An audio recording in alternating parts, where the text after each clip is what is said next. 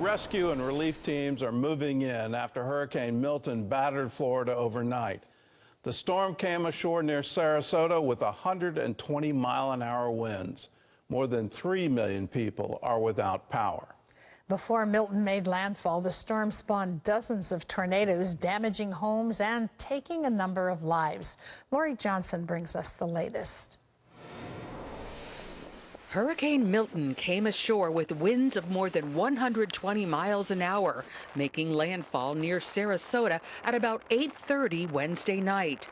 Governor Ron DeSantis said the damage was significant, but the storm surge was not as bad as predicted. Tampa was spared a direct hit, but the strong winds shredded the roof of the Tropicana Field, home to the Tampa Bay Rays. This is the power of Hurricane Milton. The winds toppling a huge construction crane. In Clearwater, first responders have been out since before daybreak, rescuing people from high water. I'm just glad we're out and to safety and to where we can charge up our phones, because I don't have any power because of my family is probably wondering where I'm at. Milton marched across the state overnight, dumping 16 inches of rainfall and leaving a trail of damage, downed trees, flattened homes, and widespread power outages. More than 3 million people are in the dark. Before striking Florida's Gulf Coast, Milton's outer bands spawned more than 30 tornadoes, damaging dozens of homes, including a retirement community, taking a number of lives. We have fatalities we need to find. We have folks that we want to rescue. And so that's the important part here. President Biden is promising federal assistance. People of Florida and all the impacted states, we've got your back. Relief workers from CBN's Operation Blessing will begin moving into the areas of Florida hardest hit by Hurricane Milton to help victims begin cleaning up and provide basic necessities like hot meals. They're taking generators, mobile kitchens, chainsaws, and construction equipment to help the victims. They're also ready to give spiritual comfort and prayer. This is a huge opportunity for us to go in and be a blessing to people who maybe don't know the Lord otherwise. And so while this is definitely us meeting tangible needs and meeting physical needs, it's a real opportunity spiritually. Operation Blessing teams are currently in North Carolina and Georgia helping folks devastated by Hurricane Helene. Now they're ready to assist the people of Florida. So it stretches you thin, but again, the Lord is with us. He opens door after door. We've seen his favor every step of the way, and we're just so grateful for the chance to go in and help these people who are hurting. Operation Blessing welcomes volunteers, donations, and prayer. Lori Johnson, CBN News. Well, people in remote parts of western North Carolina are still waiting for help after Hurricane Helene devastated their communities. Operation Blessing teams are taking to the air to reach isolated areas with water purification systems, solar lights, and emergency food packages. CBN's George Thomas has more. In Fairview, North Carolina, Jess and Chris Jager face significant hurdles in the aftermath of Hurricane Helene. Just this morning we were talking about it'll be months before we can, take showers more regularly and have enough drinking waters. Their small town, nestled in the hills and dense forest southeast of Asheville, was one of the hardest hit areas. Roads in and out of Fairview remain impassable or destroyed, making it a huge challenge to get aid, especially clean water, to this area. The couple's main source, a nearby creek, is contaminated with hazardous materials. Who knows what chemicals in there? I mean, there's cans of paint thinners, there's, countless cans of gas and diesel. They had only 60 gallons of water on hand when raging waters swept through their community. We were just planning on living off that as long as we could, which most people use over 100 in one shower.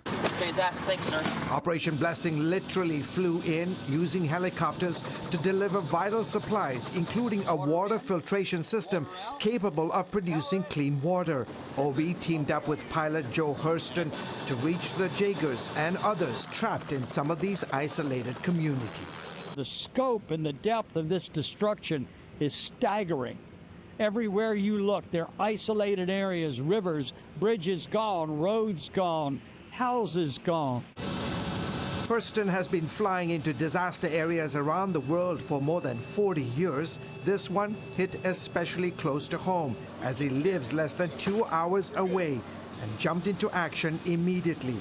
On this relief mission, he's carrying several 29-pound cases containing a machine that can produce up to 25 gallons of clean water an hour, enough for 1,000 people. We get this miracle machine dropped into our lap by God that can take sewer water and make it pure on less electricity than a light bulb. The filtration system, set up by the creek, quickly began producing fresh water. Hearing that we could reliably pull water from our creek again just kind of brought me to tears and made me really emotional.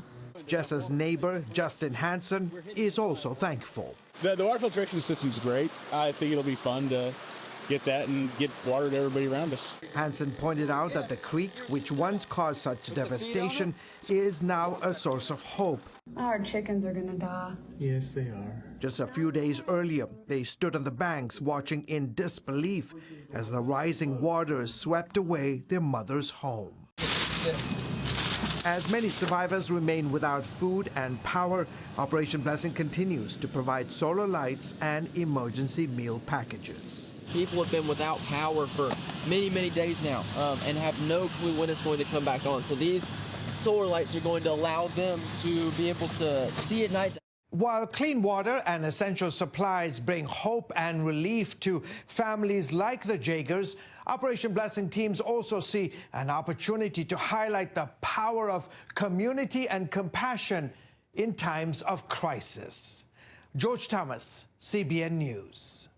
Well, it's certainly difficult working in Western Carolina, but it's absolutely necessary to do it. And whether we have to airlift or truck in or whatever we need to do to help those people, we're doing it, and we're doing it in your name if you're contributing to the Operation Blessing Disaster Relief Fund.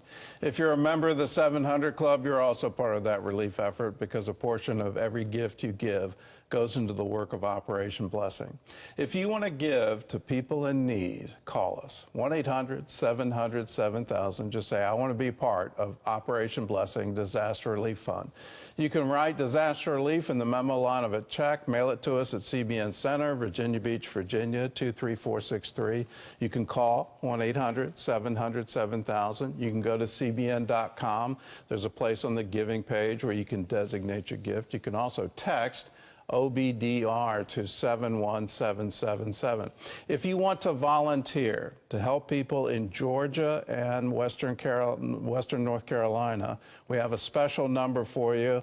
There it is, 1-800-730-2537, or you can go to ob.org/volunteer. We don't have volunteer availability yet in Florida. We haven't set up our base of operation, but in Georgia and in Western North Carolina, we need volunteers. And so if you want to help people in need, again, let's get that number up, 1-800-730-2537, or you can go to ob.org/volunteer.